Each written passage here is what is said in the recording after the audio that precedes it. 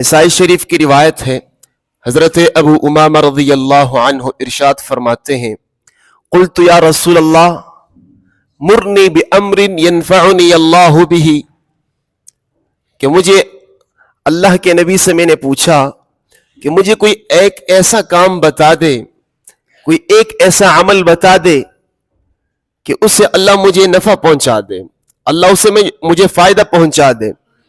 قال علیک بالصوم فإنہ لا مثل لہ، تو اللہ کے نبی نے فرمایا کہ روزے کا اہتمام کرو، روزہ رکھا کرو، اس کے مثل کوئی عمل نہیں ہے۔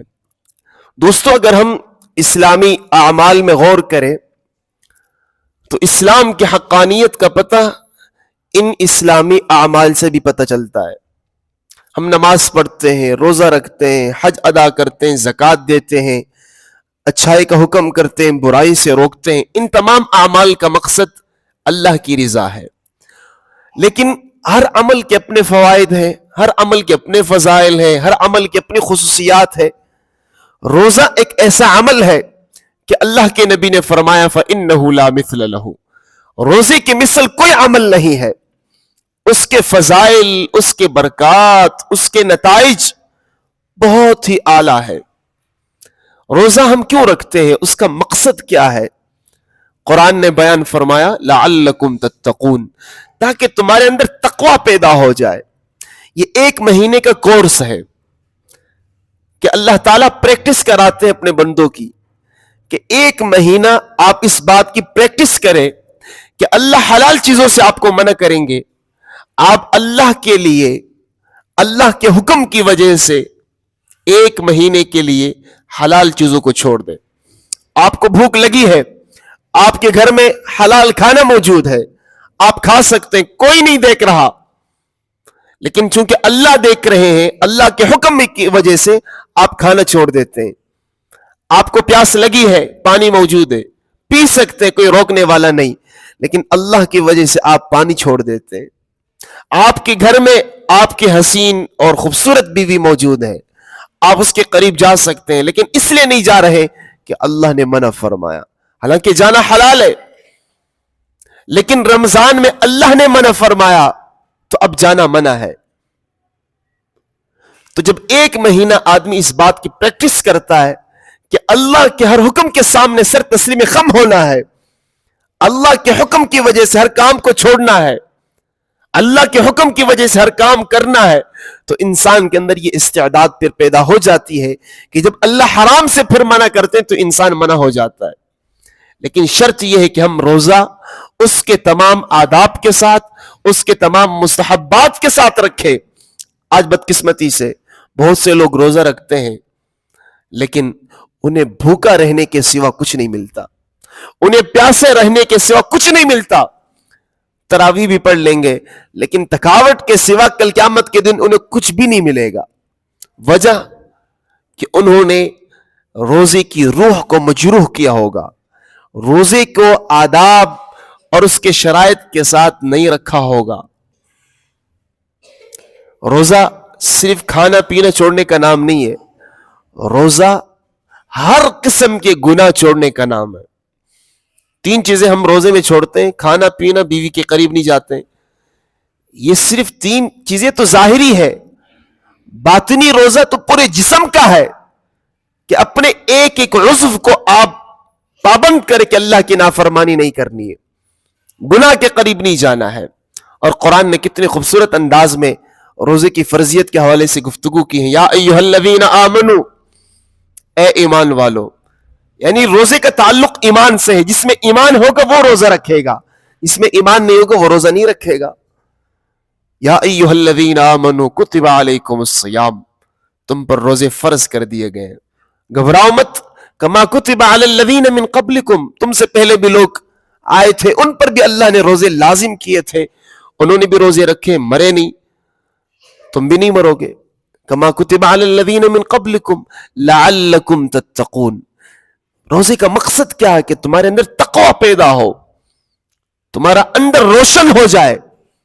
گناہ کر کر کے انسان کا دل سیاہ بن جاتا ہے، اب روزہ رکھو تاکہ دل روشن ہو جائے، دماغ روشن ہو جائے، صحت روشن ہو جائے, اچھائی کی طرف دل کرے, برائی سے دل گھبرائے, یہ صلاحیت, یہ استعداد پیدا ہو.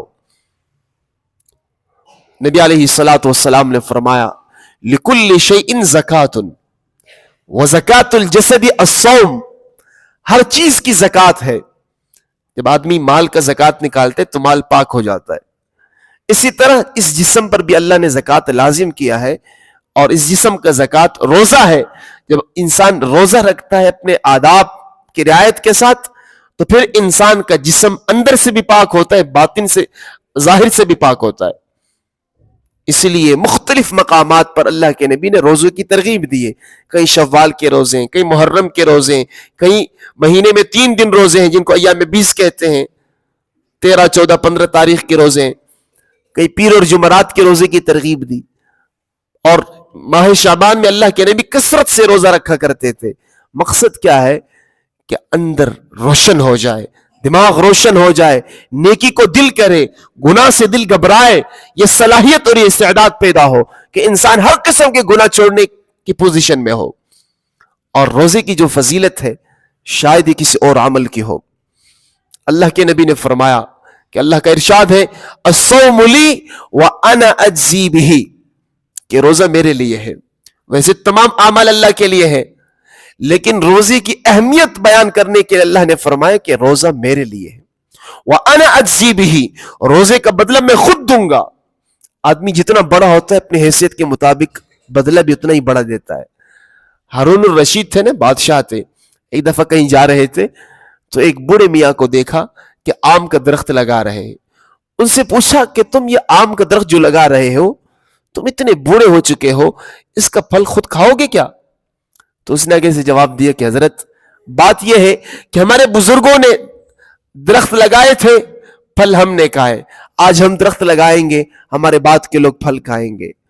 تو ہارون الرشید کو اس بوڑھے کا یہ جواب اتنا پسند آیا کہ اپنے نوکر کو حکم دیا کہ انہیں 1000 اشرفیاں دو. انہوں نے 1000 اشرفیاں دی. تو آگے سے اس بوڑھے نے موقع کو غنیمت جانا, اس سے کہا کہ حضرت ہمارے بزرگوں نے تو درخت لگائے تھے, پھل ہم نے کھائے, اور میں نے درخت ابھی لگایا اور آپ کے انعام کی صورت میں مجھے پھل بھی مل گیا. تو ان کی اس حاضر دماغی دیکھ کر حکم دیا 1000 اشرفیاں اور دو. 1000 اور ملا تو پھر کہنے لگا کہ حضرت لوگوں کے باغ سال میں 1 مرتبہ پھل دیتے ہیں اور میرے باغ نے سال میں 2 مرتبہ پھل دیے. تو ہارون الرشید اتنا خوش ہوا, اس نے کہا 1000 اشرفیاں اور دو. تو آگے سے وزیر نے کہا 1000 اشرفیاں دینے کے بعد کہ حضرت آپ آگے چلی, یہ بوڑھا آپ کو لوٹ لے گا.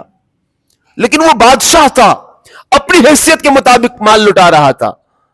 تو جب انسان روزہ رکھتا ہے تو کل قیامت کے دن اس کا اجر جب اللہ دیں گے تو اس کو کسی آلے کے ذریعے, کسی گز کے ذریعے ہم ناپ نہیں سکتے, اس کے مقدار بیان نہیں کر سکتے. اللہ اپنی حیثیت کے مطابق دیں گے.